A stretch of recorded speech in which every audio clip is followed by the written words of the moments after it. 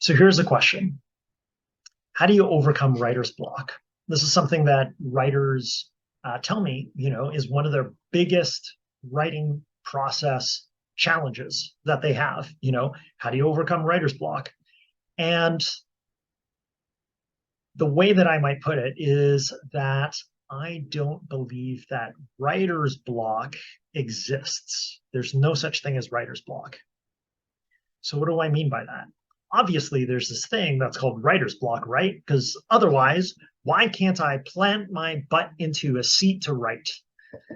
Well, I think that's a real question. Why can't you plant your butt in a seat to write? Why is it that when you're facing this blank page, as we see from all these movies and TV shows about writers, and it shows the blank document page on their laptop screen, why is there no text on the screen? Or why is it that they type in the and then they stop? Surely if this is something that is so widespread that it's in TV shows and movies that this thing exists, let alone those of you who are in the audience right now who are facing the equivalent of a blank page? Well, I think that's a real question. Why can't you type, something that is satisfying to you? Why does it feel as if you've got this big block inside you? Why? Why? I think that's the question. One of the exercises that I do, and I can talk about this in another video, is something that I call the 5 whys, and you are asking yourself, why? Do I have this particular problem? Why do I have writer's block?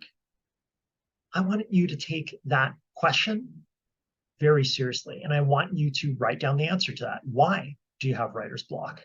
Do you have writer's block because right now it's just easier, to be able to do your laundry?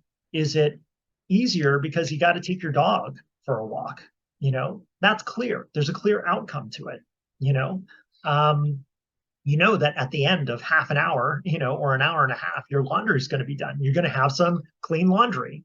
That you have to take your dog out for a walk, or that you have these obligations to other people that you can just solve, and that's a checked thing off your list.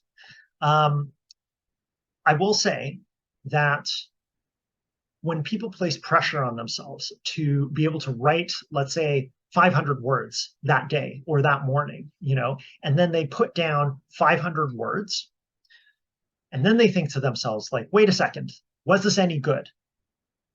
Because if none of it is any good, then what was the point of writing 500 words in the first place? If only 100 of those words, are going to be kept for the final product, then why did I bother writing 500 words when 400 of them are going to be thrown out in the first place? That's a deeper question.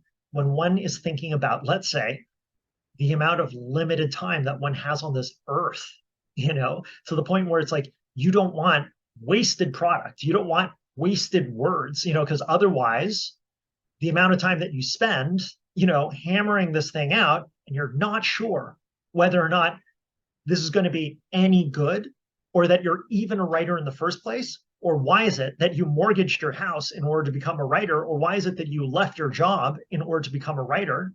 These are big ass questions, and these are ones that they can haunt us, in the back of our heads, to the point where, it can feel paralyzing.